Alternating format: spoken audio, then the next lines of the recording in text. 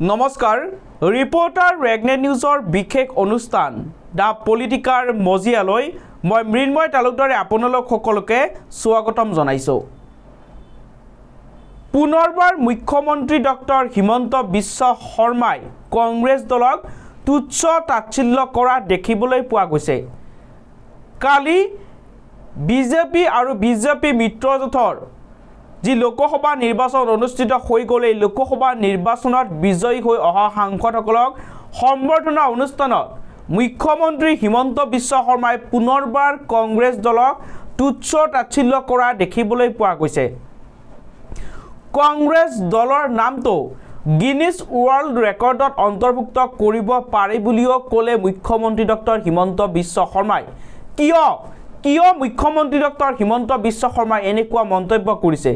কাৰণ দুদিন পূৰ্বে কংগ্ৰেছ দল আৰু কংগ্ৰেছ মিত্ৰজোঁটৰ হৈ যিসকল প্ৰাৰ্থীয়ে লোকসভা নিৰ্বাচনত প্ৰতিদ্বন্দ্বিতা কৰিছিল এই প্ৰাৰ্থীসকলক কংগ্ৰেছ দলৰ ফালৰ পৰা সম্বৰ্ধনা জনাইছিল। আৰু ইয়াৰ পিছত হিমন্ত বিশ্ব শৰ্মাই কালি মন্তব্য কৰিছে যে ইতিহাসত কংগ্ৰেছে প্ৰথম আৰু একমাত্ৰ দল যিয়ে পৰাজিত প্ৰাৰ্থীকো সম্বৰ্ধনা জনায় আৰু এই কাৰণে কংগ্ৰেছ দলৰ নামটো গিনিছ ৱৰ্ল্ড ৰেকৰ্ডত অন্তৰ্ভুক্ত কৰিব লাগে বুলি মন্তব্য কৰিছে মুখ্যমন্ত্ৰী হিমন্ত বিশ্ব শৰ্মাই।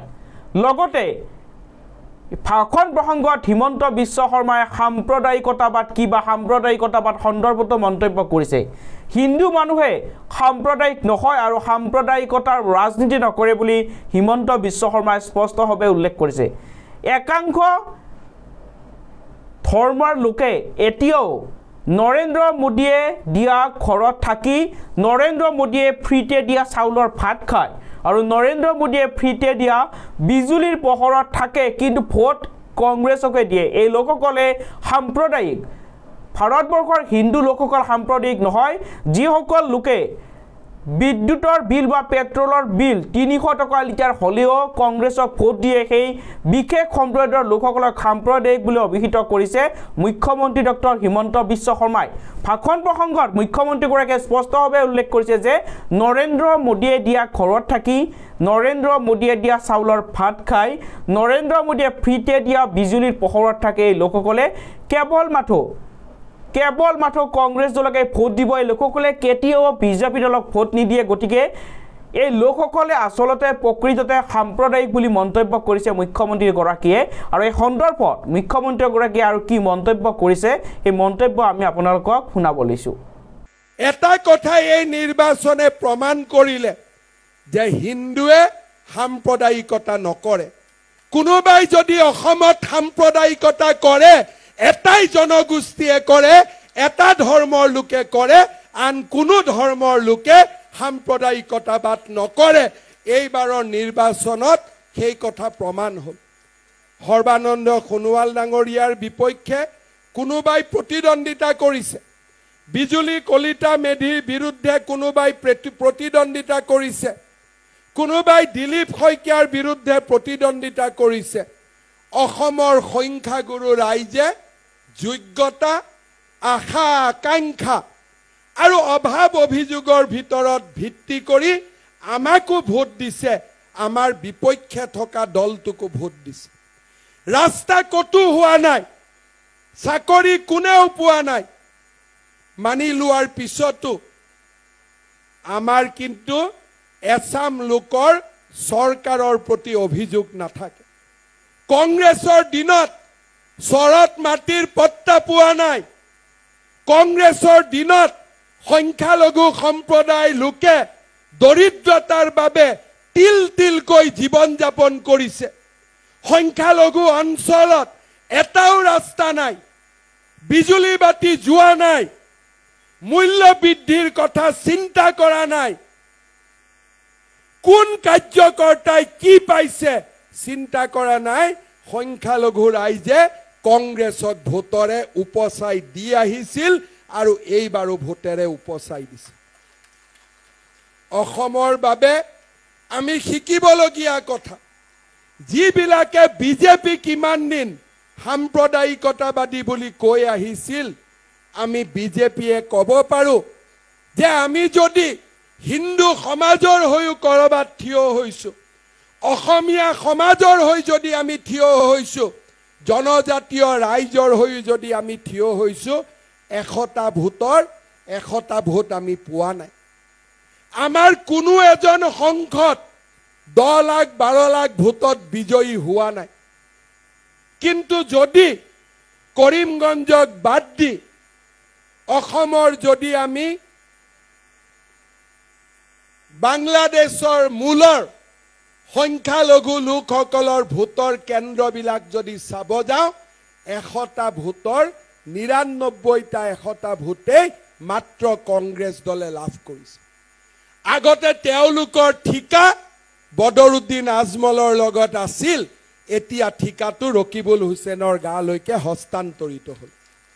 মাত্ৰ ঠিকাৰ পৰিৱৰ্তন হ'ল, কিন্তু দলৰ পৰিৱৰ্তন নহ'ল, সাম্প্ৰদায়িকতাবাদী চিন্তাৰ পৰিৱৰ্তন নহ'ল। আজি কোনে সাম্প্ৰদায়িকতাবাদী কৰে? নৰেন্দ্ৰ মোদীৰ প্ৰধানমন্ত্ৰী আৱাস যোজনাৰ ঘৰ বাগবৰতো দেখা পাব, জনিয়াতো দেখা পাব। যিজন মানুহে মোদীজীয়ে দিয়া ঘৰত বাস কৰে, যিজন মানুহে মোদীজীয়ে দিয়া ইলেক্ট্ৰিচিটিৰ সহায়ত বিজুলীৰ পোহৰ লয়, যিজন ব্যক্তিয়ে শৌচাগাৰত যায় মোদীজীয়ে দিয়া শৌচালয়, 10 তাৰিখে বেংকৰ একাউণ্টত যিজন ব্যক্তিৰ ঘৰত 1250 টকা জমা হয়, সেইজন ব্যক্তিয়েও ভোটৰ কেন্দ্ৰত সাহসেৰে গৈ কংগ্ৰেছ দলক ভোট দিছে, নৰেন্দ্ৰ মোদীক ভোট দিয়া নাই। সাম্প্ৰদায়িকতাবাদৰ ইমান চৰম নিদৰ্শন আগতে কতো কেতিয়াও প্ৰকাশ হোৱা নাছিল। আপোনালোকে চিন্তা কৰক, যিজন ব্যক্তিৰ পৰিয়ালে এটকা নিদিয়াকৈ চৰকাৰী চাকৰি পাইছে, যিজন ব্যক্তিৰ পৰিয়ালে মোদীজীয়ে দিয়া ঘৰ পাইছে, ইলেক্ট্ৰিচিটি পাইছে, ঘৰৰ সন্মুখৰ ৰাস্তা পকী হৈছে, স্কুল পকী হৈছে, সেইজন ব্যক্তিয়ে বস্তুৰ দামৰ কথা চিন্তা কৰা নাই, সেইজন ব্যক্তি আন একোৱেই চিন্তা কৰা নাই, এটাই চিন্তা কৰিছে মোদী হাটাও, তাৰ বাদে আৰু একো চিন্তা কৰা নাই। কিন্তু হিন্দু সমাজ ধৰ্ম নিৰপেক্ষভাৱেই আমি চিন্তা কৰা নাই মোদী বাঁচাও। কোনোবাই মোদীক ভোট দিছো, কোনোবাই মোদীক ভোট দিয়া নাই। কিন্তু বাংলাদেশী মূলৰ সংখ্যালঘু সম্প্ৰদায়ৰ লোকসকলে কংগ্ৰেছ চৰকাৰ ৰাজ্যত থাকিলেও, পেট্ৰলৰ দাম 300 টকা হ'লেও তেওঁলোকে কংগ্ৰেছকে দিব, কাৰণ অসমখনৰ ওপৰত তেওঁলোকে অহা 10 বছৰৰ ভিতৰত অসমখনক তেওঁলোকে দখল কৰিব লাগে, সেয়ে হৈছে তেওঁলোকৰ একমাত্ৰ লক্ষ্য। নিৰ্বাচনৰ সময়ত মাত্ৰ মডেল কোড অফ কণ্ডাক্ট আছিল। আমি মন্ত্ৰীসকলে অফিচত অহা নাছিলো, মই নিৰ্বাচনৰ কামত ৰাজ্যৰ বাহিৰত আছিলো। এই 3টা সময়ৰ ভিতৰতে তেওঁলোকে লখিমপুৰত থানা আক্ৰমণ কৰিলে। এই সময়ৰ ভিতৰতে বৰপেটাৰ হিন্দু গাঁৱত তেখেতসকলে আহি সংঘবদ্ধ আক্ৰমণ চলালে। আৰু এই এমাহৰ ভিতৰতে তেওঁলোকে কোকৰাঝাৰত কোচ ৰাজবংশী গাঁৱত গৈ তেওঁলোকে মাটি দখলৰ অভিযান চলাল। মাত্ৰ মডেল কোড অফ কণ্ডাক্টৰ কাৰণে এমাহ মাত্ৰ বিজেপি চৰকাৰখন শুই থকা নাছিল, মাত্ৰ নিষ্ক্ৰিয় হৈ আছে। এমাহ নিষ্ক্ৰিয় হওঁতে 3টাকৈ সংঘবদ্ধ আক্ৰমণ, আৰু এইখন অসমত যেতিয়া বিজেপিৰ চৰকাৰ নাথাকিব, দিনে নিশাই এনেকুৱা কিমান আক্ৰমণ চলিব, তাক মাত্ৰ আমি কল্পনা কৰাৰ প্ৰয়োজন। হৰাৰ পিছত কংগ্ৰেছ দলে বিভিন্ন ধৰণে আনন্দ কৰিছে। পৃথিৱীৰ গ্ৰীনিজ ৱৰ্ল্ড ৰেকৰ্ড, এইটো ৰেকৰ্ড হ'ব হাৰা পাৰ্টীয়ে ফূৰ্তি কৰা আৰু হাৰা পাৰ্টীয়েও সম্বৰ্ধনা গ্ৰহণ কৰাৰ। মই তাৰ বিষয়ে ক'বলৈ নাযাওঁ, হাৰি সম্বৰ্ধনা ল'ম নে জিকি সম্বৰ্ধনা ল'ম সেয়া মোৰ ব্যক্তিগত পছন্দ, কিন্তু আজি আমি সম্বৰ্ধনা জনাইছো বিজয়ী বীৰসকলক। আমি বিজয় বীৰসকলক ইয়াত আমি সম্বৰ্ধনা জনাইছো শ্ৰদ্ধাৰ ৰাইজ কংগ্ৰেছ দলে এই নিৰ্বাচনত 80 লাখ ভোট লাভ কৰিছে কংগ্ৰেছ দল বুলি কওঁতে আমি কাক বুজো জাতীয় পৰিষদ আৰু কংগ্ৰেছৰ সমৰ্থনত যিমান দল আছিল সকলোবিলাকক যদি আমি একত্ৰিত কৰো এই নিৰ্বাচনত তেওঁলোকে লাভ কৰা ভোটৰ সংখ্যা আছিল 39% আমি 47% তেওঁলোক 39% কিন্তু এই 39% আসল তথ্য নিদিয়ে এই 39% তেওঁলোকে অসমৰ সুকে কোনৰ পৰা লোৱা নাই উজনিৰ পৰা নামনিলৈ বৰাকৰ পৰা পাহাৰলৈ ভয়ামৰ পৰা ধুবুৰীলৈ তেওঁলোকে লোৱা নাই এই গোটেই ভোটৰ 50% ভোট অৰ্থাৎ এই গোটেই ভোটৰ